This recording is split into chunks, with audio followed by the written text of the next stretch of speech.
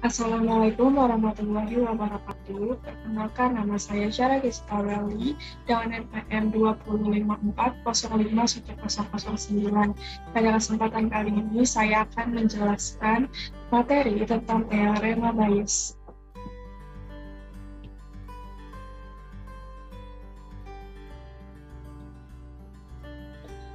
Teorema Bayes dikemukakan oleh seorang pendeta Presbyterian Inggris pada tahun 1763 yang bernama Thomas Bayes. Teorema Bayes ini kemudian disempurnakan oleh Laplace. Teorema Bayes adalah persamaan matematika yang digunakan dalam probabilitas dan statistik untuk menghitung probabilitas bersyarat. Dengan kata lain, digunakan untuk menghitung probabilitas suatu peristiwa berdasarkan hubungannya dengan peristiwa lain. Teorema ini juga dikenal sebagai aturan Bayes, hukum atau Bayes. Teorema Bayes juga bisa digunakan untuk menghitung probabilitas terjadinya suatu peristiwa berdasarkan pengaruh yang didapat dari hasil observasi. Teorema ini menerangkan hubungan antara probabilitas terjadinya peristiwa A dengan syarat peristiwa B telah terjadi, dan probabilitas terjadinya peristiwa B dengan syarat peristiwa A telah terjadi. Teorema Bayes didasarkan pada prinsip bahwa tambahan informasi dapat memperbaiki probabilitas. Kemudian penggunaan teorema Bayes yang pertama adalah mobile self-driving vehicle, menggunakan perangkat lunak Bayesian untuk membantu mesin mengenali pola dan membuat keputusan. Yang kedua, pengurutan spark email, menilai medis dan risiko keamanannya serta memecahkan kode DNA. Yang ketiga, mengembangkan model klasifikasi pemodelan untuk masalah prediksi seperti Bayes optimal classifier dan null bias. Yang keempat, teorema Bayes juga banyak digunakan dalam bidang machine learning. Untuk rumus teorema Bayes, dua kasus yaitu probabilitas AB sama dengan PA dikali PBA dibagi dengan PB. PAB yaitu peluang posterior, seberapa sering A terjadi setelah B terjadi. PA merupakan peluang prior, seberapa besar kemungkinan A adalah benar. Kemudian PBA adalah peluang likelihood, yaitu seberapa sering B terjadi setelah A terjadi. Kemudian PB merupakan peluang evidence, yaitu seberapa besar kemungkinan B adalah benar. Untuk contoh sederhananya, jika P api berarti seberapa sering ada api dan P asap yaitu seberapa sering kita melihat asap, maka P api asap seberapa sering ada api ketika kita melihat asap, dan P asap api seberapa sering kita melihat asap ketika ada api. Contoh soal yang pertama, kebakaran berbahaya yang dikarenakan api saat memasak jarang terjadi 1%. Munculnya asap cukup umum terjadi ketika seseorang sedang memanggang ikan, membakar sampah, dan lain-lain, yaitu sekitar 10%. Namun, kebakaran yang berbahaya dapat menghasilkan asap, yaitu 90%. Pembahasannya, untuk menghitung kemungkinan api berbahaya ketika ada asap, menggunakan rumus PAB sama dengan PA dikali PBA dibagi dengan PB. Maka P api asap sama dengan P api dikali P api asap, P asap api dibagi dengan P asap.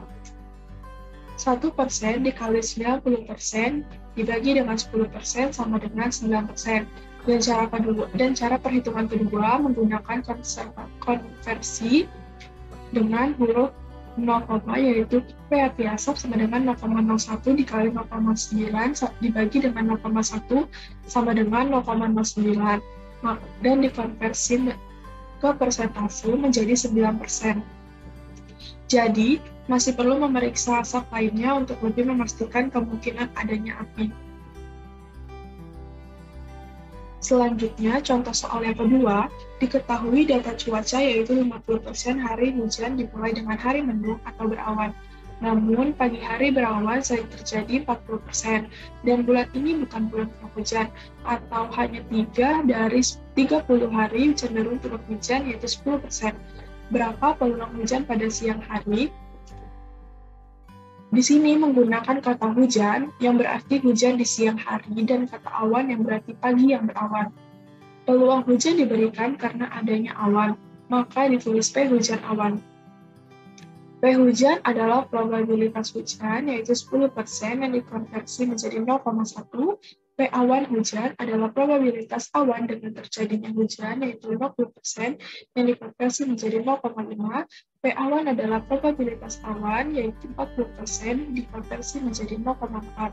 Menggunakan rumus P hujan awan sama dengan P hujan dikali P awan hujan dibagi dengan P awan. P hujan awan sama dengan 0,1 dikali 0,5 dibagi 0,4, yaitu 0,125. Dikonversi ke persentase menjadi 12,5%. Maka kemungkinan hujan pada hari itu yaitu 12,5%. Untuk rumus teorema Bayes yang kedua, dengan A 3 kasus atau lebih, maka rumusnya PA1 PA1B sama dengan PA1 dikali PBA1 dibagi dengan PA1 dikali PBA1 ditambah PA2 dikali PBA2 ditambah PA3 ditambah PBA3 dan seterusnya. Contoh soalnya, kompetisi poster diikuti oleh 3 orang, yaitu Edi, Wina, dan Lia. Edi menyerahkan 15 poster, 4% karyanya telah memenangkan hadiah pertama.